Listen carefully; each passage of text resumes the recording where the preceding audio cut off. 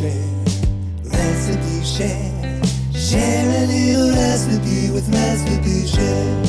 Recipe Share, Recipe Share. Share a little recipe with Recipe Share. Hi, thank you for joining us for this week's Recipe Share, a program on AADL TV where we take a few minutes to talk about recipes in a featured category.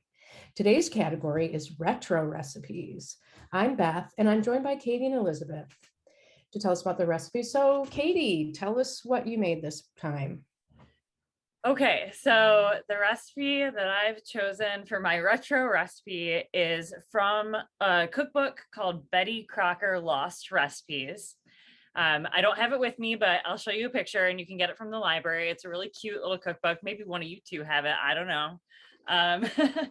But so the recipe is called Easy Cranberry Orange Mold. So it's a Jell-O recipe. And I had never made a Jell-O moldish recipe before trying this one. So this was new to me. But like the title says, it is very easy. There's only 3 ingredients to this.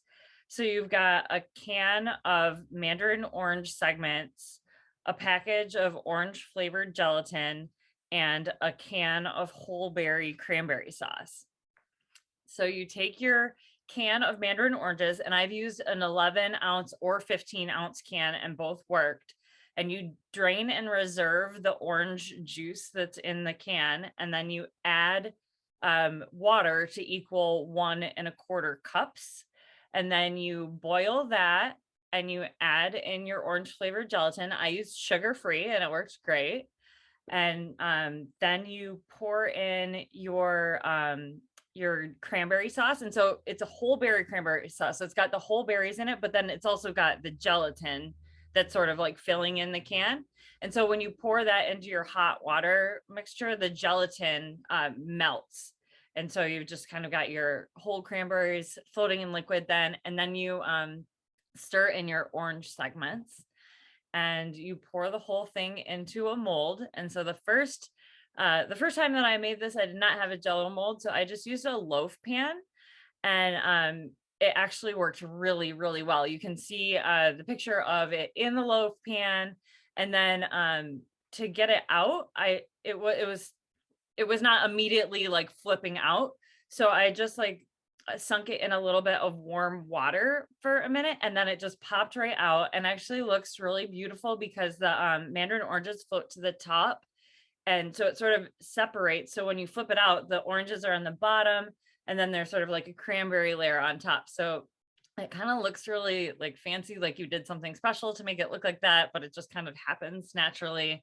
I did make this again when just because I thought it was, let me stop and say, it was delicious. Like, this is so tasty.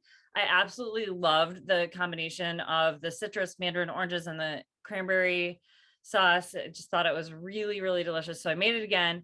I made it in like smaller, like round Tupperware containers. And that worked great because it just like turned out really nicely. And you can see I've got a picture of it like popped out of there, but then it's also kind of like in an individual portion, individual large portion, but I still ate the whole thing. It was really good. Then I got a Jell-O mold a couple of months ago, and it's just been sitting in my house. And finally this week, I'm like, oh my gosh, I should make the Jell-O in the Jell-O mold so I can have this beautiful picture to show you guys. Well, I did that, and you can see this picture of it in the Jell-O mold, but unfortunately that's the last picture that I have because I could not get it out of there. I flipped it over and I tried the hot water. It's a silicone Jell-O mold. So it just wasn't reacting the same way as like the Tupperware or the metal loaf pan did. So it just kind of came out as a mess. I think maybe if I spray it with like cooking spray or something, I need to do that next time. Just like inexperienced in using molds. But I will say that I was able to spoon it out into Tupperwares, and it's lovely. It tastes delicious still. So it's just, I was glad I wasn't trying to be fancy and serve it to anybody my first time using a mold. But I think this is a really great recipe. You all should try it. I am going to use it for Thanksgiving just because it's got like the cranberry thing going on. And they suggest that you serve it with salad greens. I think that's because like that's what you did back in the day when folks made a lot of Jello molds. They were kind of like a salad side, but I opted not to do that. I just like it as Jello. That's my retro recipe. That's cool. I think Jello is so amazing because it's like nearly impossible to ruin. Like even in the mold, like you're like, yeah, I scooped it out. It still tasted great. It's like so forgiving, you know? Yeah. I never thought about putting it in a loaf pan, and that's super simple. I do have some molds, but it's a little sketchy. But I really like how fruity it sounds. And so you can buy the whole cranberry in a can. I usually Yeah. make my own, but Oh yeah. So if you usually make your own, you wouldn't know, but yeah, you can buy like either just the jellied cranberry sauce in a can, but then there's the whole berry sauce that you can buy, and that's the kind you want. I think you could probably get away with using the jellied kind, but it would all dissolve and you wouldn't have those nice little berries, which is like part of the fun of it. So do you feel like the mandarin orange like juice and the cranberry juice kind of like added in to flavor the Jello too? Definitely. Okay. Yeah, I think it gives you this like even more of a pop of like citrusy cranberry flavor. I thought that was a great idea. Like that, if I'm gonna just straight up make orange Jello, I would do that, right? Because it just like added something really nice to it. I liked it a lot. cool. Of course, I can't help but think of serving that to a little toddler I know. She would love it. I think she would love it. I Yeah. will say, you have to like cranberries to like it. My husband's not a fan of cranberries. So when I make it for like just for home use, it's all for me, which I'm not sad about, but some people may not like the bitterness of the cranberries. All right. Well, Elizabeth, please tell us about your retro recipe. Sure. So I struggled with this a little bit. I've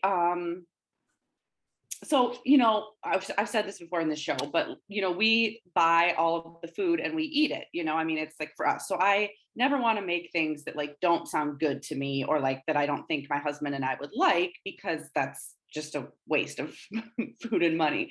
So I did want to try something with Jello. I follow this great Instagram account where these people recreate like wild old fashioned recipes. So there was this like crazy one with like, it was like a chicken olive, like tomato, like Jello cake thing. Yeah. Okay. I did not make that. I was tempted to, but I was like thinking about it and I like wrote down the ingredients and I was like, that's like, even they were like so grossed out when they ate it. They were like, this is good. Anyway, I'm like, I'm not going to make this. So I took a step back and I was thinking about like kind of just like old fashioned things like people would make. And I thought of potato salad. Like I remember like, reading historical fiction and like they're always bringing like potato salad to the like 1954 4th of July parade, whatever. So I thought more about it and I was like, okay, potato salad is great, but it's often so like creamy and mayo-y and I don't love that. So I thought I would try to do a modern take on potato salad. So I kind of took it in a different direction to just make it something that we would enjoy. So I found a good recipe and it is called, let me pull it up so I can read it accurately. It is called Tangy Potato Salad with Celery and Mustard. It's super easy. Basically, you get 2 pounds of small, like waxy potatoes, like fingerling potatoes. You boil them in a pot of salted water until they're tender, which is like, depending on their size, 10 to 15 minutes. And then set them aside to cool. And when they're cool, you can either cut them in half or quarter them.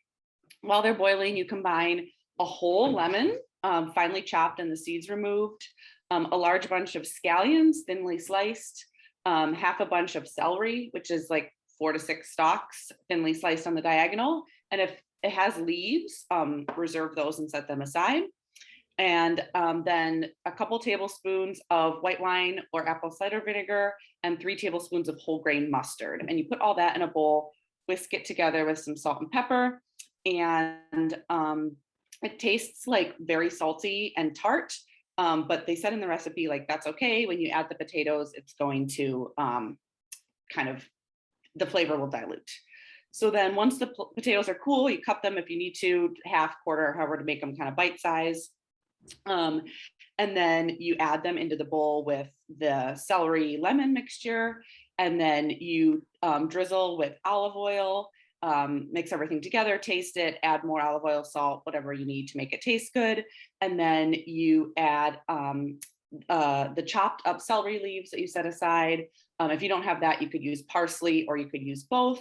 And then you add some chopped fresh dill. And I made this a couple weeks ago. It was delicious. I have a photo here of it in a bowl.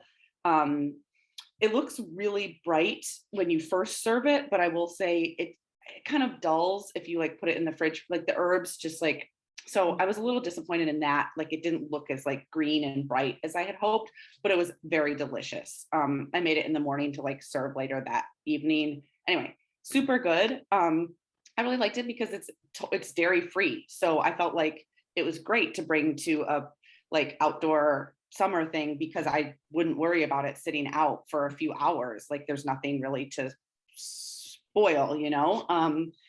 And I loved it. I sent it to my mom. She made it and also loved it. So I don't know. I know it's not as retro, but it was my take on kind of a modernized retro recipe that I think is more for our times. And it was great. I plan to keep it on rotation all summer and very easy. And I served it to like 4 guys. And one of them was like, is this a lemon? And I was like, just eat it. And he ended up really liking it. So yeah. Well, it sounds great. And I think you probably know that adding a lemon to something is going to work for us. We love that. That sounds awesome. And I really love the fact that you used the whole ground mustard. Like when you had initially said that it was like a mustard based potato salad, even though you said there was no mayo, my brain went to like, you know, that yellow potato salad. And so it sounds like a really nice alternative. I love celery, love the fact that you use the leaves too of the celery. So yeah, definitely we'll make this summer. It sounds awesome. Yeah, I could use a little different direction in my potato salad just because like over the years you end up doing the same thing and then it's not always, you know, you wonder, but is it missing something? But I also wanted to just throw back on the Jello thing that you were talking about, because I meant to say this with Katie, but yeah, some of those retro recipes with the aspic and the chunks of food and stuff, it's so wild and you just don't see that at all. I know. I wanted to make it, but then I was like, I can't justify like buying this and like making this and just knowing that we would just be like, oh. So, but they're very cool. I would recommend like watching videos of people making them because it's fascinating. So. Okay, I'll check it out. Yeah. That's actually a really good idea because I'm just like, you know what, but I want to see you do it, but there's other people who have done it. So let's do that. Yeah. But anyway, yeah, the celery leaves, highly recommend. That was like a great touch in there. Yeah. So that's my recommendation. Beth, share with us. All right, y'all. What I grabbed, so this is a retro, it's actually a new cookbook, but these are all of Curtis's, my grandmother's recipes that he compiled. And she died when his mom was a teenager. So, and now I just lost my recipe. I got it. Anyway, I made an upside down cake.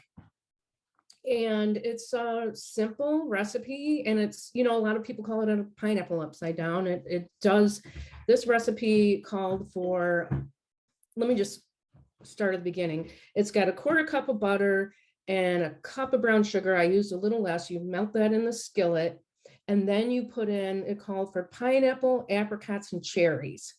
I used the canned pineapple, and then I had just a few maraschino cherries that I put in there, but they kind of sunk. Anyway, you add 2 egg yolks, you fold in the whites later, hot water flour, blah, blah, blah. So you put it in the skillet and then you bake it. And I have a picture here, possibly 2, we'll see. But it's super simple. It's the kind of thing that you can just throw together and be like, shoot, someone's coming over later and it'd be nice to have a little something sweet. So yeah, it just like make it in the skillet, put it in the oven, and it was, you know, it was simple. It was, you know, something, I don't know if I'd make it a lot, but it's easy if you have the fruit, in your pantry. So that was my recipe upside down cake. Okay, so wait, how do you get it upside down? Upside down. Oh, sorry. So you're loading it with the pineapple and the stuff. You put your batter in, you cook, you let it get a little crisp on the outside. And then when you take it out of the oven, you flip it over. I set it on tin foil. And then it comes out, as you'll see, with the pineapple decorating, what was on the bottom is now on the top. Do you have to let it cool first, or you flip it right away?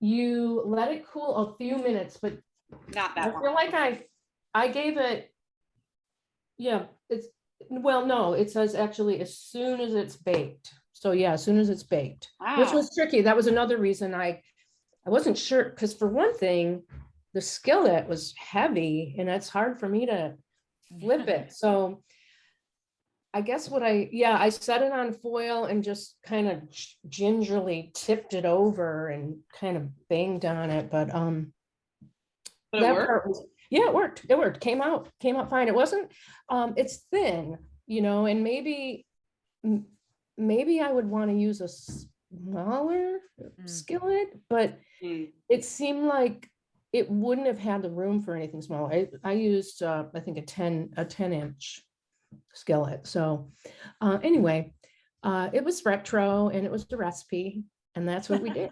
It sounds like it would be like really nice with like a cup of coffee or something. Like I could see Yes. like eating it in the afternoon, like a little snack, sweet. Yeah, like, exactly. that sounds good. Yeah, just a little quick thing to throw together, and if you need something sweet. So yeah, well, I want to just say thank you for watching Recipe Share. Be sure to click the link below to look at the event page on aadl.org and find the recipes we talked about, and share your own in the comments. Join us next time when our show is about It's a Wrap. We look forward to seeing what you've been making. So thanks for sharing. Recipe share, share a little recipe